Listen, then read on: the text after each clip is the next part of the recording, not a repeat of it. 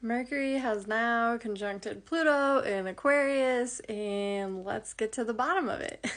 First, let's talk a little bit about Mercury. So this is Mercury. This is a symbol for Mercury.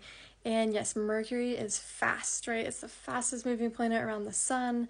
It's quick-witted. It has a lot of information, like intellectual information. It knows a lot about news. It's the bringer of all the messages, right? The messenger.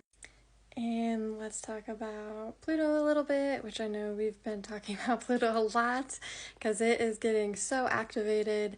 And yes, so Pluto, we always think of transformation, we think of regeneration, we think of Pluto unearthing things, bringing things up from the depths in order to, be shown and be transformed. It's just like this cycle of like a Scorpio shedding its skin, right? So it does that for everything that it's kind of touching. This conjunction sort of felt like a crisp mind expansion. And so that's why I have this imagery in the background. It was just like, whoo, okay, it felt like it expanded from Mercury being in Capricorn, where it's a little bit more serious and a little bit more rigid and structured. And now it has moved in, to Aquarius. So it's like, whew, and it's really these two conjunctions getting to the bottom of things, right? So they come together and they, find out about news, they find out about information, they really investigate certain things. So yeah, certain news could be coming out, certain messages could be sent, emails. And with these two conjunct in Aquarius, it's almost this intellectual pursuit for something greater, or really just like a deep intellectual pursuit into our minds, into our own minds, to see what's there. So yeah, what have your thoughts been like today? What, have you been able to dig deeper into the way that you're communicating with yourself, with your thoughts, or the way that you're communicating with others?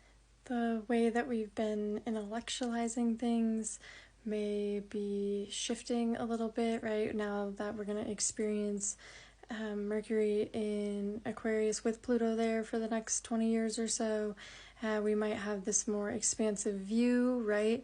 Because Aquarius, Uranus, that's the ruler of the sky.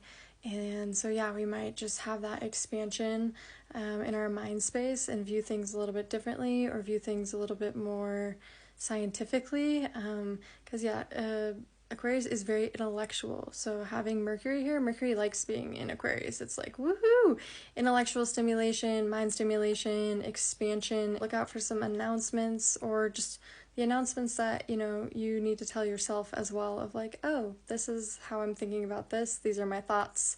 These are, the messages that I need to send to other people too. It's important to remember to stay grounded with all of this air energy. We're experiencing a lot of air. So yeah, don't get whisked away. Stay grounded, but also allow your mind to explore new places it hasn't been before.